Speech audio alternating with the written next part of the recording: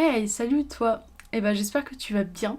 Aujourd'hui on se retrouve pour une vidéo qui va parler des animaux, mais plutôt de l'animal qui vit dans ma maison depuis quelques mois maintenant. Je vais te le présenter, je vais essayer de l'attraper et je te le présente tout de suite. Tu viens là? Oui, allez, 5 minutes, je t'embête pas après. Je t'embête pas après, promis. Voilà, regarde. Tu dis coucou? Oh bah oui. Oh, trop d'amour en toi. Voilà. Je vous présente Milka, qui est un petit lapin nain de 6 mois. Voilà. Hop. Attends, je vais le reposer. Tiens, tiens, vas-y, loulou. Allez, fais ta vie. Donc, comme tu as pu le voir, c'est un lapin nain. Il fait moins de 700 grammes, donc il est vraiment tout petit, petit. Oui, bah oui. Bon, bref, il fait des bêtises, mais c'est pas grave, on lui pardonne. Pourquoi, comment, depuis quand on a un lapin dans la maison? Alors, je t'explique. Les lapins, c'est une grande passion, entre guillemets, dans la famille. Depuis que je suis bébé, tous mes doudous, c'est des lapins. Ma mère, tous ses doudous, c'était des lapins. Mon père aussi adore les lapins, etc. Donc au départ, on n'avait pas prévu d'en prendre un. Mais il se trouve qu'une collègue à ma mère, en fait, a un cousin qui a eu 2 bébés lapins. Et donc l'un avait été pris par une famille et l'autre pas. Et en fait, ils comptaient le tuer, quoi. Et on s'est dit, mais on adore les lapins, en fait, pourquoi on n'en a pas un à la maison? Pourquoi ce bonhomme ne pourrait pas vivre chez nous? Et en fait, on s'est dit, vas-y, on prend.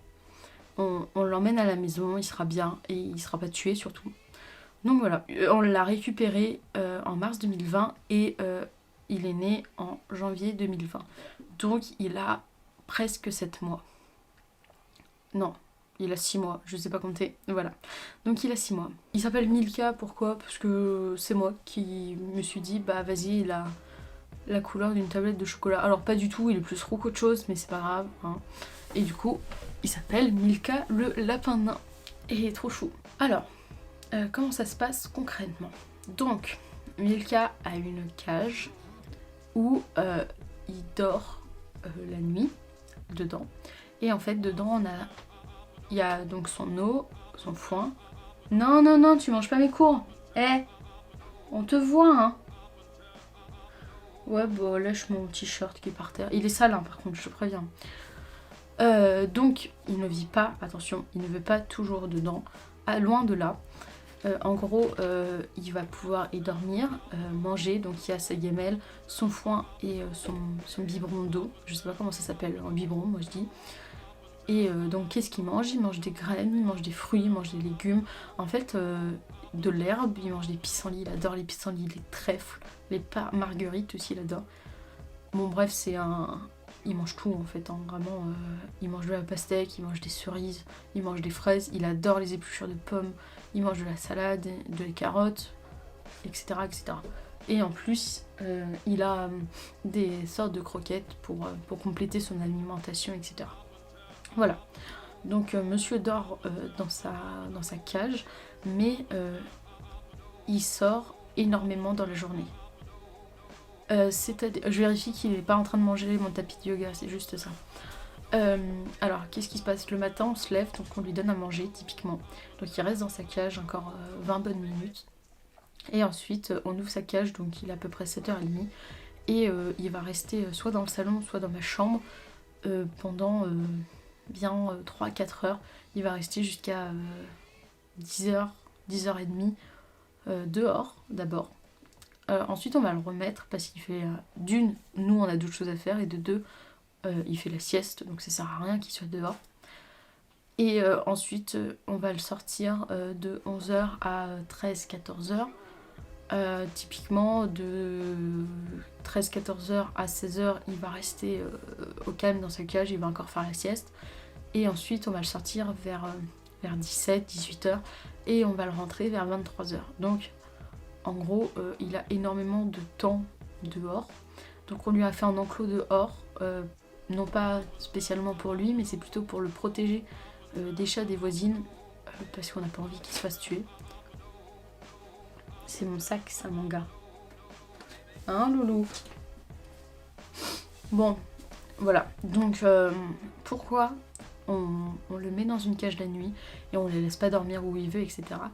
Tout simplement parce que ce petit coquin adore manger les fils électriques. En gros, il essaye tout le temps de passer sous des meubles, sous le meuble télé notamment, pour essayer de bouffer les fils électriques. Et au-delà du fait que après la télé ne marche plus, le fer à repasser, il adore le fil du fer à repasser. Si on n'enlève pas le fil, en fait il serait capable de le manger, mais que quand il est branché. Alors je sais pas, peut-être que ça fait du bruit, l'électricité pour lui, qu'il entend et que ça l'attire, je sais pas du tout. Mais le fait est que si on le laisse, au-delà du fait qu'on va retrouver un fer à repasser qui sera inutilisable, on va surtout retrouver un Milka mort en fait, parce que se prendre un coup de jus quand tu fais moins de 700 grammes, ça doit être moyen quand même, hein. Donc c'est pour ça en fait, c'est pour lui notamment, pour se protéger. Donc en plus l'intérêt de sa cage, c'est qu'il a un bac, donc on a mis de la... Je sais pas ce que c'est, de la paillasse en gros, et il adore ça, il adore creuser dedans, etc. En fait il joue vraiment. Il a une balle aussi où il joue un peu avec. Et après il va partout, il va sous les meubles, il va sur le canapé aussi, il a un coussin qu'il adore où il s'allonge dessus, etc. Alors, pour moi un animal de compagnie c'est un animal qu'on a chez soi, mais c'est un compagnon de vie au-delà d'être un animal. C'est quelqu'un qui a des besoins, qui a des attentes aussi. Alors pas les mêmes attentes que nous, hein, bien sûr, mais qui a besoin d'une certaine stabilité, d'une certaine routine, qui a besoin qu'on réponde à tous ses besoins primaires, c'est-à-dire manger, dormir et boire déjà, et un peu jouer et avoir des gratouilles aussi. Il est très câlin. Voilà. Mais ça reste un investissement entre guillemets, c'est-à-dire que on ne prend pas un animal sur un coup de tête en se disant oh, c'est trop mignon, etc. Il faut savoir que partir en vacances avec, c'est pas possible. Il faut savoir que par exemple Milka, il peut pas rester en liberté H24 parce que c'est trop dangereux pour lui. S'il reste dehors dans son enclos, tu peux être sûr qu'il y a un chat qui va sauter au-dessus et qui va le bouffer. Et s'il reste dans le salon ou dans une autre partie de la maison tout seul, tu peux être sûr qu'il va bouffer un câble électrique et qu'il va s'électrocuter. Donc voilà, donc déjà tu peux pas le laisser tout seul sans surveillance, c'est pas possible. C'est ma poubelle ça. Ouais? Non, je pense pas. Ouais, on se parle, il parle pas mais on se parle, c'est pas grave.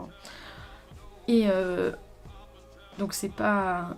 Ça a des besoins aussi en litière. Un lapin ça a une litière, alors pas tous mais nous on a pris le choix de la litière. Donc il a une litière, il a de la paille, il est en train de gratter le mur, je sais pas pourquoi là actuellement, c'est pas grave. Il a des croquettes, etc., etc. Donc c'est pas non plus un budget de dingue, mais ça reste un budget quand même. Et ça, il faut le prendre en compte aussi. Il faut prendre en compte aussi qu'il faut rester avec lui quand il est sorti, c'est-à-dire que si vous êtes tout le temps à l'extérieur en train de travailler ou de faire autre chose et que vous devez le laisser dans sa cage, ça va pas être un animal qu'il faut prendre parce que sinon il va être malheureux dans une cage, à moins que vous preniez un truc immense, mais c'est rarement le cas. Et puis même, les dimensions s'arrêtent très très rapidement. Voilà. Donc j'avais envie de vous le présenter. Il est en train de faire des bêtises. En fait, je voulais sensibiliser au fait qu'on ne prend pas un animal sur un coup de tête, qu'un animal c'est un être vivant qui a des besoins et une sensibilité. Je vous invite à voir la loi L214 comme le groupe d'activistes, bien sûr. Donc je vous laisse aller voir ça si ça vous intéresse d'aller plus loin. Et en fait, c'était juste aussi pour vous faire, au-delà du fait de vous montrer qu'il est trop chou, c'était aussi pour faire réfléchir les gens sur le fait d'avoir un animal ou pas, de bien réfléchir avant d'en prendre un. C'est pas un coup de tête, un animal, c'est pas un jouet, c'est pas une poupée, c'est pas un truc qu'on peut mettre dans le garage quand on en a plus envie et de le ressortir 3 semaines plus tard, ça fonctionne pas comme ça. Voilà. Sur ce, je vais vous laisser avec des petites photos ou des petites vidéos de Milka, je les ai pas encore tournées, mais on va voir comment ça se présente et puis voilà. Et je vous dis à la semaine prochaine pour une prochaine vidéo. Salut!